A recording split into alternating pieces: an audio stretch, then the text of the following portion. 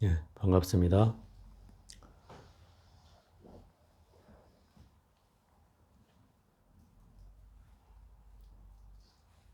오늘도 2월 초하루에 이 원각경 병고행난 소멸 49일 기도를 입제해서 오늘 49일 기도를 회양하는 날이 되었습니다. 기도를 할수록 이제 너무 빠르게 지나가는 것 같기는 한데, 이제 우리는 어쨌든 병고행난 기도를 이제 시작했다는 것입니다. 제가 첫 입제할 때 말씀드린 것처럼 3년을 기한으로 이 기도를 시작했다는 것을 상기해 주시고, 여러분들이 이 도량에 와서 아마 제일 좋은 때가 아닌가 생각이 듭니다. 밖에 영산옥 철쭉은 뭐 흐드러지게 피어 있고, 또 여러분이 올라올 때마다 어떤 분은 뭐 이렇게 도량이 잘 갖춰진 절이 없다고 얘기하는 분도 계신데, 또 이 꽃을 좋아하는 사람이 또 있는가 하면, 또 어떤 사람은 꽃이 싫어서 다른 걸 심었으면 좋겠다고 이런 사람도 있어요. 그래서 이제 어떤 면으로 치면은 이제 이런 생각이 들죠. 저도 사실은 뭐 꽃을 좋아하는 편은 아닙니다. 제 생각은 이제 오랜 시간을 가지고 뭔가 이 꽃을 다른 걸로 좀 대체해야 되지 않겠나 이런 생각을 갖고 있어요. 어쨌든 생각이지만 이거 생각이란 얘기가 나온 김에 우리는 생각이라는 것은 그 어떤 행위를 결정짓는 이제 씨앗이죠. 또 입으로 말하게 되는 또 근거이기도 하고요. 제가 제 성정을 생각해 보니까 제가 옛날 그 출가 전에 학교 다닐 때 일이 한번 떠오른 적이 있어요. 저는 성격이 조금 그 계획을 해서 뭔가를 했던 스타일이었던 것 같아요. 학교 다닐 때는. 그래서 뭔가 늘 하루를 계획하고, 한 달을 계획하고, 1년을 계획하면서 공부를 했던 것 같아요. 심지어 제가 이제 그 대학원에 다니던 시절에 그때는 일정한 양을 제가 정해놓고 공부를 했던 적이 있어요. 하루에 이만큼을 하자. 또 다음 날 이만큼을 하고, 또 한 달은 이만큼을 하자. 이게 정해놓고 이제 막바지 이제 논문을 써야 될 때 그렇게 이제 정해놓고 공부했던 적이 있는데 늘 매일같이 스트레스를 받았어요. 그 양을 정해놓는다는 것은 결국 그 양이 내가 할 만큼만 정하지는 않잖아요. 틀림없이 더 열심히 하리라고 마음을 먹고 좀 더 양을 정해놓게 된단 말이에요. 그러니 늘 해보면 늘 시간에 쫓기고 늘 그 마음대로 이루어지지 않는다 이 말이에요. 그게 저를 괴롭혔어요. 그래서 맨날 그 시절이 잘 안 되면 나가서 또 담배 한 대 피우고 세상을 비관하며 나는 왜 이렇게 능력이 없지? 왜 이걸 못하지? 하는 이런 자학을 해가면서 학교 생활을 했던 기억이 나요. 그게 제 성정이었어요. 그러다 이제 어쨌든 계기를 만나서 이 출가를 하게 되었는데 그 출가를 하고 나서 내가 잘못 살았다는 사실을 처음으로 깨달았어요. 내가 참 바보같이 살았구나. 그걸 출가하고 나서야 알게 된 거예요. 왜냐하면 스님들의 사는 모습을 보았고 또 스님들이 하는 말씀을 들어보니까 내가 너무 나를 옥죄어서 계속 뭔가 스트레스를 스스로한테 주면서 살았다는 것을 아주 뼈저리게 알게 되었죠. 그게 저를 아마 달라지게 한 계기였던 것 같아요. 그래서 그때부터는 이제 스님들의 삶을 흉내내기 시작한 거죠. 스님들은 사실 굉장히 단순하게 살아요. 단순해. 절에 오면 매일 하는 일이 뭐예요? 예불하고, 기도하고, 그죠? 또 일하고. 아주 단순해요. 그 단순한 삶이 때로는 무료하고 지루할 수는 있어요. 그죠? 매일 반복되니까 지루할 수는 있죠. 근데 한편으로 살아오면서 생각되는 것은 그 단순함이 결국 나의 모든 망상과 번뇌와 괴로움과 모든 생각들을 내려놓게 했다는 거예요. 그래서 복잡한 생각이 일어나면 그냥 예불을 하면서 떨쳐내고 또 안 좋은 일들이 또 떠오르면 밖에 나가서 또 산책하면서 그거를 또 녹아내리고 그러면서 이 단순한 일상을 꾸려왔다는 거죠. 그래서 지금도 이 습이 들었던 것 중에 하나가 복잡한 얘기를 하면 일단 마음이 받아들일 준비가 안 돼요. 그냥 그 기억을 지워버리고 싶은 마음이 더 크고 내 것이 아니라고 생각하는 마음이 큰 것 같아요. 그렇게 이제 살아온 거죠. 제가 지금 출가한 지가 올해 34년째니까 그 기간 동안에 내가 해왔던 습관이라는 건 이게 이제 고착화돼서 어찌 보면 그 복잡한 일을 하기 싫어하고 또 단순하게 사는 것에 익숙해져 있고 또 그런 복잡한 삶을 얘기하면 내 스스로가 뭔가 그걸 정리하려는 마음이 더 큰 것 같고 또 여러분들이 와서 복잡한 얘기를 하면 그냥 듣고 바로 잊어버려요. 담아두질 않아요. 왜? 담아두면 내가 이제 힘든 거잖아요. 그 어제 와서 어떤 사람이 막 얘기해놓고 다음날 와서 스님 어제 그랬잖아요. 이런 어제요? 제가 이렇게 되묻게 되는 거예요. 그랬어요? 이렇게. 만약에 제가 이제 그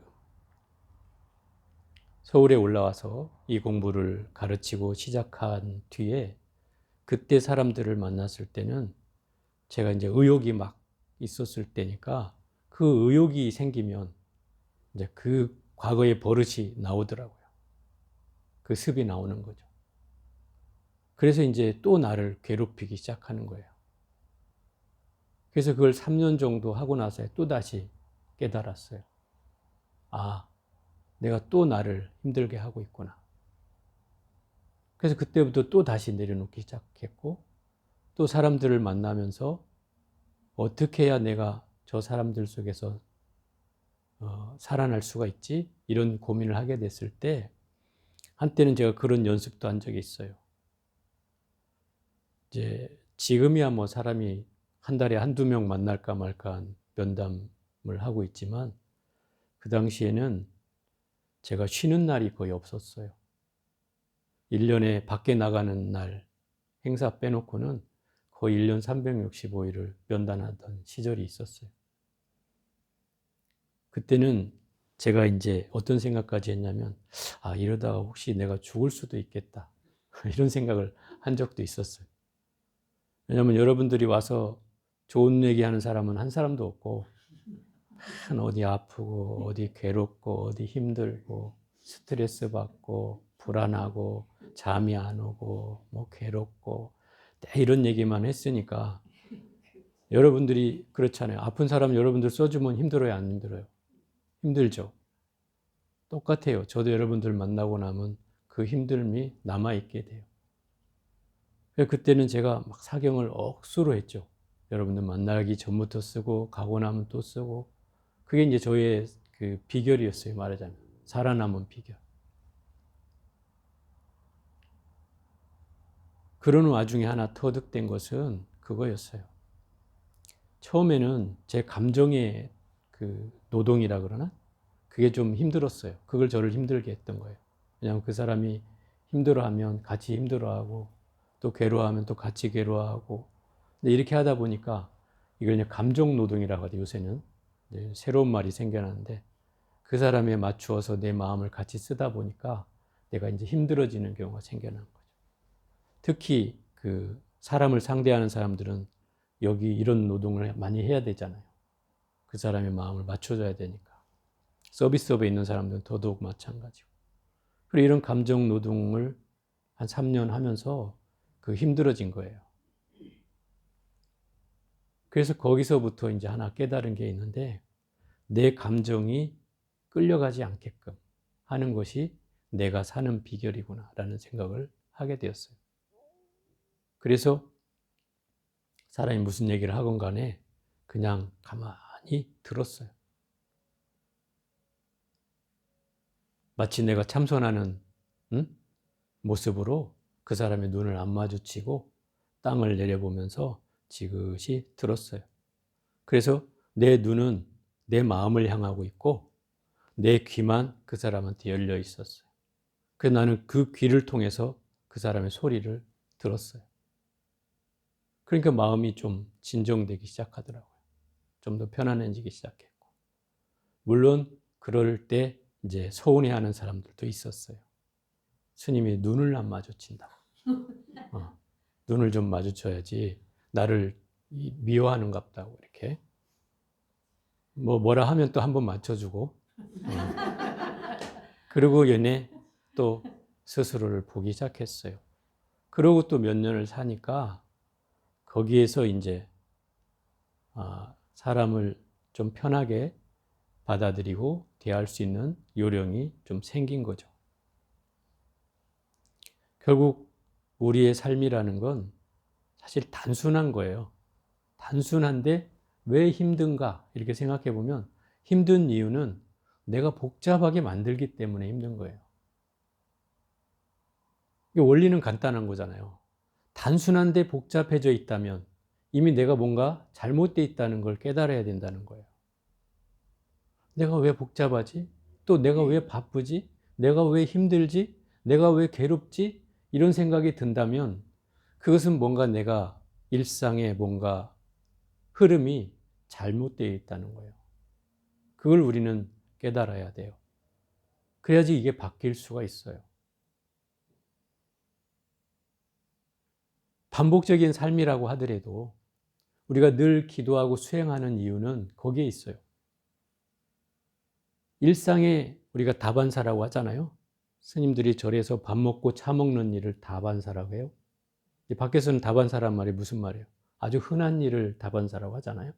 원래 어원은 스님들이 차 마시고 밥 먹을 때처럼 너무 흔한 일이다. 절에 오면 그렇잖아요. 맨날 밥 먹고 차 마시는 게 일이잖아요. 그걸 다반사예요.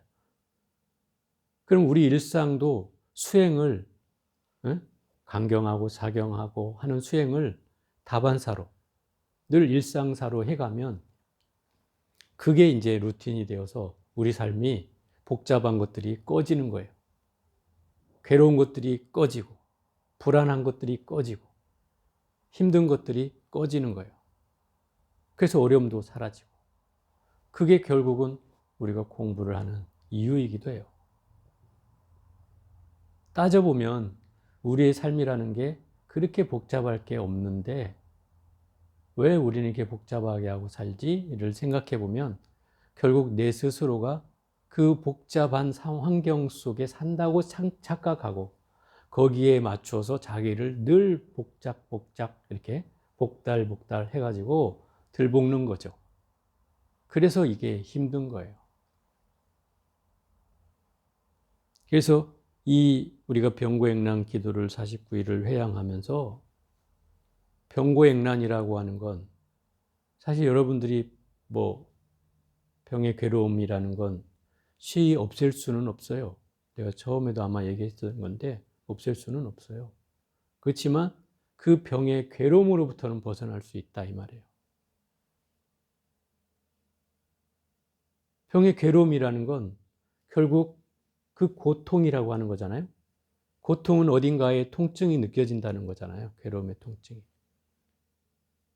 그래서 그 통증을 그냥 괴롭다, 힘들다, 아프다가 아니라 지그시 바라볼 수 있어야 된다는 거죠. 그 고통을 지그시 어디가 아프지 하면서 지그시 바라보는 거죠. 그래서 통증이 일어나는 부위를 찾아보는 거예요. 어디가 아픈가? 어느 부위가, 어느 지점이 아픈가를 찾아서 들어가다 보면 부처님이 이게 하신 방법이에요. 부처님께서 열반에 드시기 전에 뭐 하혈도 하시고 막 몸이 힘들었어요. 이제 80 노구가 되다 보니까 힘들었는데 지금 나이로 친다면 뭐 100세를 더 사신 거라고 해도 과언이 아니에요. 80세 그때 당시면.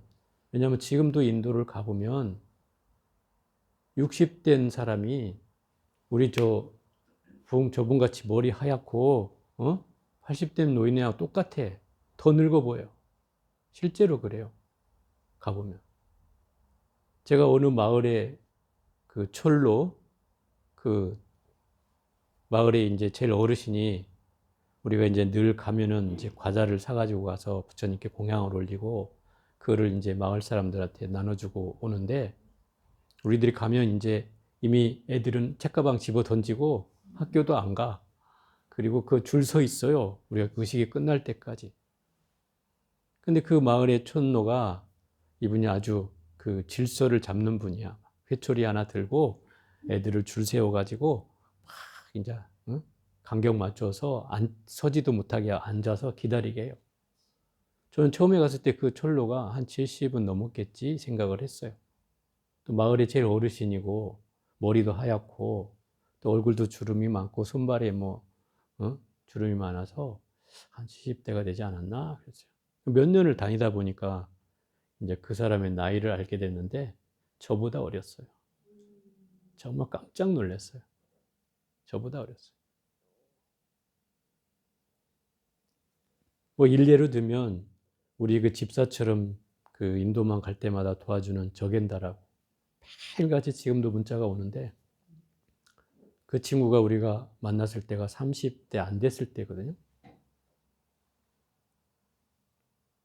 지금 보면 지금 50대, 60대라고 해도 과언이 아닐 만큼 늙었어요. 늙는 속도가 다른 거죠. 예를 들어서 이제 뭐 부정적인 의미로 들릴 수는 있겠지만 나무 같은 건 2배, 3배로 더 잘 자라는 거죠. 그래서 한 20년 된 소나무가 저런 소나무보다 더 커요. 그 정도로 잘 자라요. 대신에 사람은 잘 자라는 만큼 빨리 늙죠. 빨리 늙어. 그런 걸 생각해 보면 왜냐하면 우린 여름 뭐 길어봐야 3개월이잖아요. 좀 길어졌다 해도 4개월 잡으면 인도는 10개월이 여름이다. 뭐 2달 빼놓고는 여름이니까 그 여름도 뭐 우리처럼 최상위 더위 때 한 37, 8도부터 막 40도 이렇게 될 때 그 더위가 10달이 지속된다고 쳐봐요. 어떤 생물도 안 자랄 수가 없고 어떤 생명도 노화가 되지 않을 수가 없어지는 거예요. 저도 인도를 한 번씩 갔다 올 때마다 이 검버섯이며 그런 것들이 늘어요. 기미, 주근깨 뭐 등등. 그 더운 지방이 그런 효과가 있는 거예요. 그러니까 결국은 부처님 나이가 80세라는 것은 저는 그 지금 나이로 치면 한 100세 이상은 된다. 이렇게 생각이 들어요. 그렇기 때문에 굉장히 힘드셨단 말이에요. 그럴 때마다 당신은 의사를 부른 게 아니고 당신이 주치가 있었어요. 지박하라는 주치가 있었음에도 그 사람을 부르지 않고 당신이 그냥 가만히 자복 깔고 앉아서 누워서 자기 아픈 부위를 계속 명상을 하셨어요. 그래서 그 고통이 사라지면 좀 쉬었다가 움직이고 이렇게 하셨단 말이에요. 이게 하나의 이제 부처님의 루틴이었던 거죠. 여러분들도 그걸 응용해 볼 수 있다는 얘기예요. 아플 때마다 그 아픈 부위에 쫓아서 아프기만 하면 막 또 병원 쫓아가고 주사 맞고 뭐 하고 막 이러기보다 지그시 내 아픈 부위를 지켜보면서 크게 아프지 않으면 죽을 만큼 아프면 병원 가야죠. 죽을 만큼 아픈데도 또 병원 안 간다면 그것도 어리석은 일이지만 지그시 바라보면서 있어 보면 또 그 고통이 쉬 사라지는 걸 경험하기도 해요. 그러면 내가 일상생활을 하는데 어렵지 않아지는 부분이 생겨나는 거죠. 결국은 우리가 이 생각이라고 하는 노동도 굉장히 필요한 부분이긴 해요. 살아가면서 생각을 안 하고 살 수는 없죠. 그죠? 그러면 내가 이렇게까지 얘기했으니까 스님, 그럼 생각 안 하고 사는 게 행복할까요? 이렇게 얘기한다면 생각을 안 하는 것보다는 생각을 하되 생각에 끌려가지 않는 것이 더 좋겠다라고 말씀드릴 수 있겠어요. 생각을 안 할 수는 없단 말이에요. 그죠? 여러분들은 생각을 해야 돼. 그렇지만 그 생각에 끌려간다는 것은 생각이 휘몰아쳐서 생각의 노예가 되는 걸 말하는 거예요. 그 생각의 노예가 됐을 땐 내가 나를 옥죄고, 내가 나를 핍박하고, 내가 나를 학대하고, 내가 나를 괴롭히는 상황이 벌어지기 때문에 그래요. 그래서 이 생각의 노동은 지나치면 탈이 생기는 거예요. 물론 어느 것이든 그래요. 육체 노동을 하건 감정 노동을 하건 이 생각의 노동을 하건 지나치면 탈이 생기죠. 그죠? 너무 열심히 일하면 또 다음날 힘들듯이, 또 감정으로 너무 많은 소모를 하게 되면 또 자기의 마음의 멘탈이 무너져서 또 정신적으로 스트레스 받듯이, 또 생각이 너무 많아지면 그거로 인해서 결국 내가 생각이라는 감옥에 갇히게 된다. 거기서 헤어나는 길은 결국 그 생각이라는 것을 내가 알아차려야 된다는 거죠. 그래서 그 생각에 휩쓸리지 않고 끌려가지 않는 상황을 만들어야 되겠다. 그러려면 나의 삶이 복잡해지지 말아야 된다는 거예요. 단순해야 된다는 거예요. 아니, 삶이 어떻게 안 복잡할 수 있어요? 스님이 혼자 사니까 단순하게 살 수 있지만 우리는 그렇게 못 살아요.